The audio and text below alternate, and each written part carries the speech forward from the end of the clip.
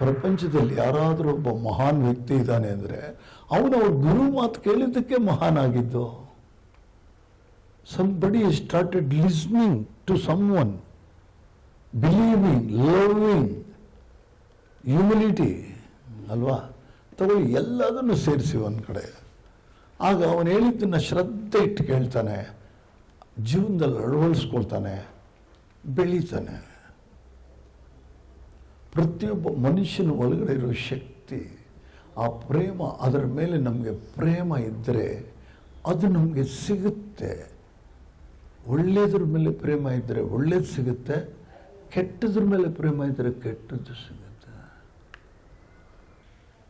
ಯಾರೇ ಒಬ್ಬ ಗುರು ಎಷ್ಟೇ ವಿಷಯಗಳು ತಿಳ್ಕೊಂಡಿದ್ರೂ ಶಿಷ್ಯ ಅವರನ್ನು ಪ್ರೀತಿಸಿ ಶ್ರದ್ಧೆ ಇಟ್ಟು ಹೇಳ್ದಂಗೆ ಕೇಳಿದ್ರೆ ಇವರಲ್ಲಿರೋ ಶಕ್ತಿಯೆಲ್ಲ ಅವನಿಗೆ ತಿಳಿಸ್ಕೊಡ್ತಾನಲ್ಲ.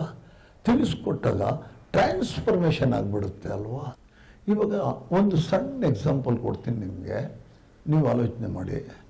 ಗೊತ್ತಾ, ಇಲ್ಲಿ ನಮ್ಮ ಮೂಲೆಲ್ಲ ಚಿಕ್ಕ ಹುಡುಗ ಇದ್ದಾನೆ. ಅವನು ಈ ಹುಡುಗ ಅಪ್ಪಿ ನಾನು ಹೇಳೋದನ್ನೆಲ್ಲ ಕೇಳೋಕ್ಕೆ ಶುರು ಮಾಡ್ತಾನೆ ಅಂತ ಇಟ್ಕೊಳ್ಳಿ.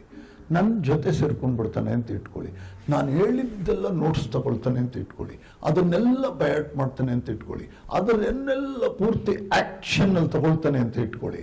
ನನಗೆ 75 ವರ್ಷದ ಅನುಭವನ ಅವನು 25 ವರ್ಷದ ಹುಡುಗ 1 ವರ್ಷದಲ್ಲಿ ಕಂಪ್ಲೀಟ್ ತಗೊಂಡ್ಬಿಡ್ತಾನಲ್ಲ. ಎಲ್ಲ 1 ವರ್ಷದಲ್ಲಿ ತಗೊಂಡ್ಬಿಡ್ತಾನಲ್ಲ ಅವನು ಇಬ್ಬರಿಗೆ 22 ವರ್ಷ, ನನಗೆ 75 ವರ್ಷ. ನನ್ನ ಸೋಬ್ರೈಟಿ ಕೂಡ ಭಾಳ ವರ್ಷ. ನಾನು ಏನೇನು ಅಕ್ಯುಮುಲೇಟ್ ಮಾಡ್ಕೊಂಡಿದ್ದೀನಿ ಪ್ರತಿಯೊಂದು ಅವನು ತಗೊಂಡು ಬಿಡ್ತಾನಲ್ಲ. ತಗೊಳಕ್ಕೆ ಸಾಧ್ಯ ಅಲ್ವಾ? ಒಬ್ಬ ವ್ಯಕ್ತಿಯಿಂದ ಇನ್ನೊಬ್ಬ ವ್ಯಕ್ತಿಗೆ ಟ್ರಾನ್ಸ್ಫರ್ ಆಗುತ್ತಲ್ಲ. ನನ್ನಲ್ಲಿರೋದು ಅವನು ಟ್ರಾನ್ಸ್ಫರ್ ಆಗಬೇಕಾದ್ರೆ ಅವನು ನನ್ನ ಮೇಲೆ ಇಟ್ಟರು ನಂಬಿಕೆ, ಆ ಪ್ರೇಮ, ಆ ಪ್ರೀತಿ, ನನಗೆ ಅವನ ಮೇಲೆ ಪ್ರೇಮ ಪ್ರೀತಿ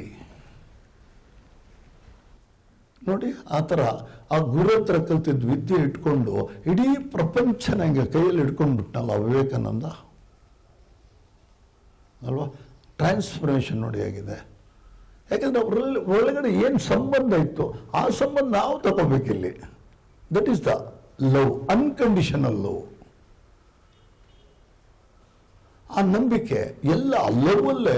ಅದಕ್ಕೆ ಡೆಫಿನೇಷನ್ಸ್ ಬೇಕಾದಷ್ಟು ಡೆಫಿನೇಷನ್ಸ್ ಇದೆ ಲವ್ಗೆ.